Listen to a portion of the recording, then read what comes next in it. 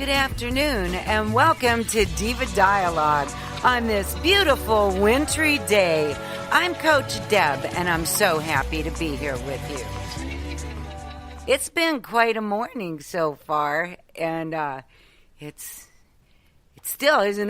Well, the day isn't over, but the morning is. So I've made it this far. Whoopee! Welcome to Diva Dialogue. I'm a coach and a speaker and a Reiki master, and I'm here to help you improve your life, to inspire you to live your best life and be your best you. And I'm so excited to have these guests with me today. They're going to be on the air here in just a couple minutes. But while we're waiting for them, I would like to tell you a little bit about them. Kevin and Suzanne Young,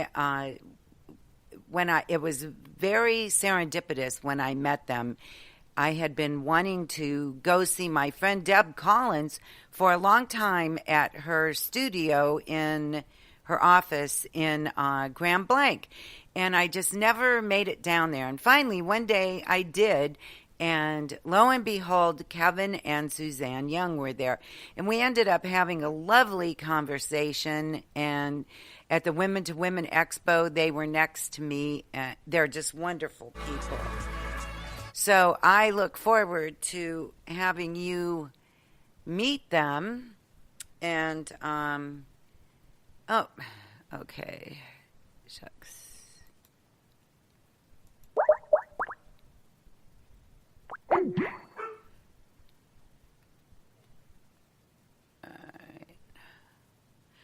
Kevin and Suzanne, if you're listening, why don't you Skype me? I can't seem to get through to your phone. So we were next to each other at the Women to Women Expo in October, and it was really fun to get to know them better. And I went to one of their workshops, and they're just really cool people. And here's Kevin is on with us now. Kevin and Suzanne, welcome to Diva Dialogue. Well, we're happy to be here. Good. I'm happy to be here too. Yeah. You too. Are you okay? Yeah, I'm fine. What happened to me was I was leaving this appointment. I knew it was slippery because it was slippery on my way in. And I was just happy the way the appointment went and everything, and I wasn't paying attention. And whoop, down I went. Luckily, I landed on my bad knee. And so I'm used to that kind of hurting. But it did knock the wind out of me a little bit, and I kind of recovered rather slowly and made sure that everything was okay. But I was all wet because I laid there for a while, so I had to run home and change my clothes. Well, we're glad you recovered. Thank you. Oh, yeah, it was a big whoopsie. Well, this is the time of year to have them. Yes, It is. And it seems like I fall once a year, every single year. So I got it out of the way fast. It's over. Well, there you go. So now you can enjoy your holidays. Right. Got that over with. On to the next thing, right? Yep. So, welcome. And the holidays are a time. See, I wasn't paying attention. And how many times during the holidays are you otherwise preoccupied mentally and you just aren't paying attention? And that's when things like that happen. There you go. So true. Yeah, that's that is the core of everything. You just put on the head. You did. The word paying attention. Yeah, but what are we paying attention to? And that's sort of the meat of it. It's like, well, what is it that I wasn't paying attention to? And what we've discovered is it's that little guidance system inside that's whispering quietly when we're in a rush and we don't hear it. Right. Yep, and it was talking to me when I went in there. But you got wound up with the enjoyment of how good it went, and that's what you were listening to at that time. You were in that, place where, wow, I'm so thankful it went really great. But yeah. And it did get their attention. Oh, that's what it's about. Oh, that was really funny. Anyway, so mindfulness, right?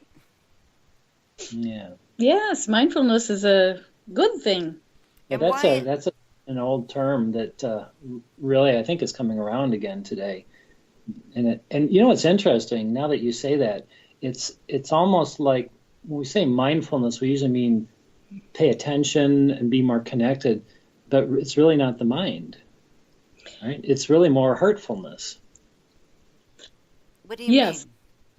mean? When I think about when, well, go ahead, Deb. No, I just said, can you explain that more? I don't really understand what you mean.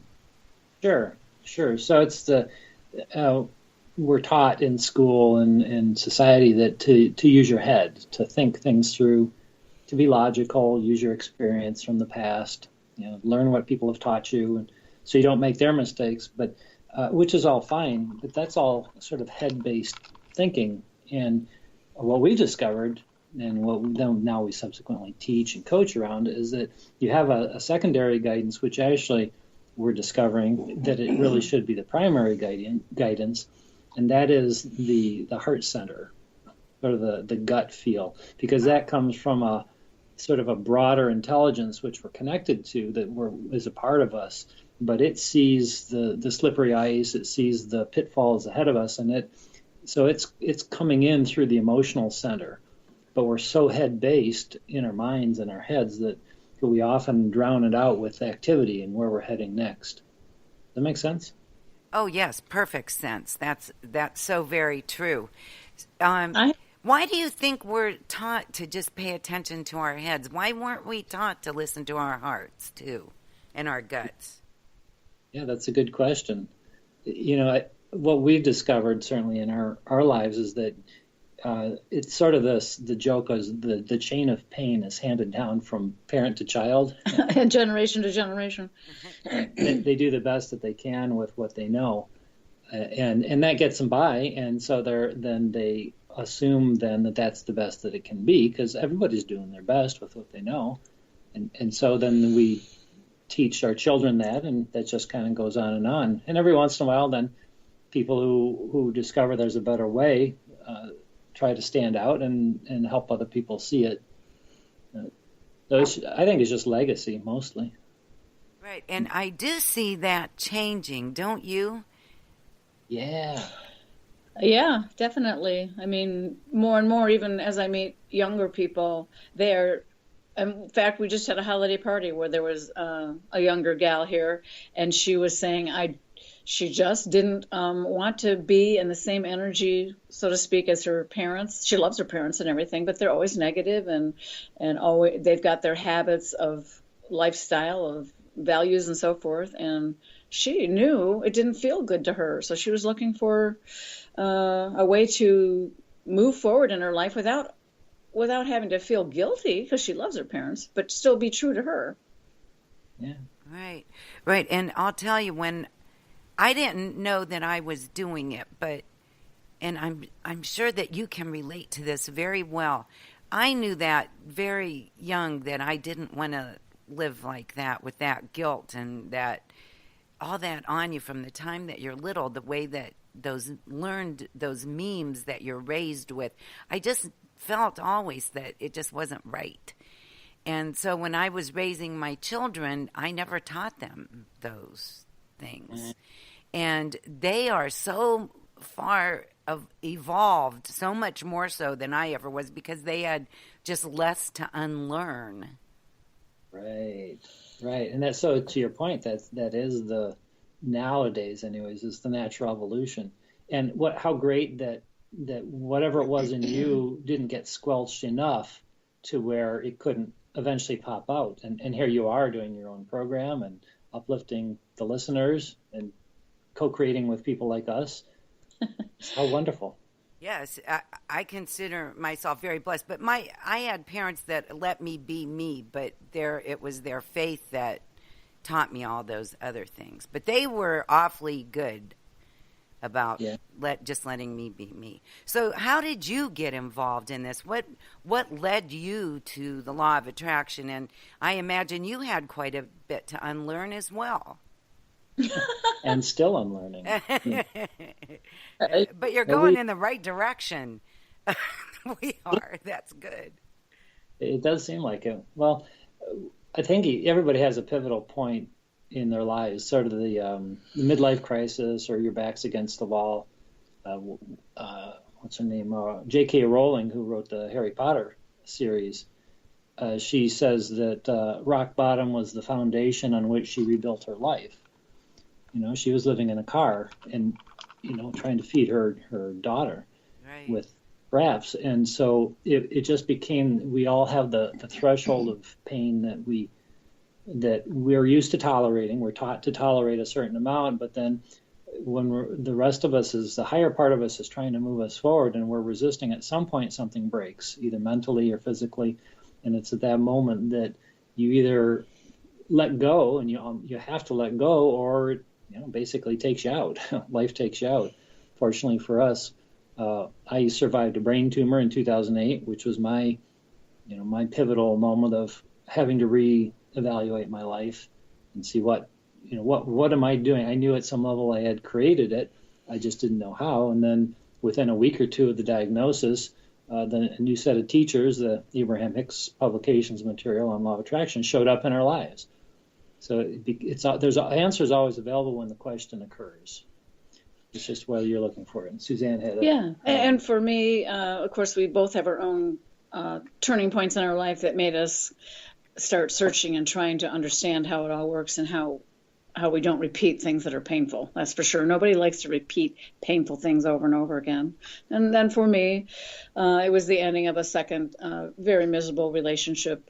My two marriages were with verbally abusive alcoholic men, and one was 20 years long. I surely tolerated that a long time. And then, although I didn't understand the law of attraction, I didn't understand I had anything to do with that experience other than I thought it was bad luck.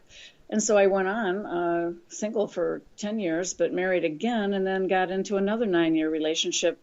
Different man, different time in my life, but still, verbally abusive alcoholic. It didn't start that way. It just moved into it because I think the universe keeps trying to help us have awarenesses long before it's painful. But I did anyway, kept ignoring all of the signs that it was a lousy relationship, pretending like somehow it's going to get better until I hit the wall. In that particular relationship, we had a business together, and that husband was drinking more and more every year, and eventually he took some of our retirement money and had a double life going, had another house and a girlfriend.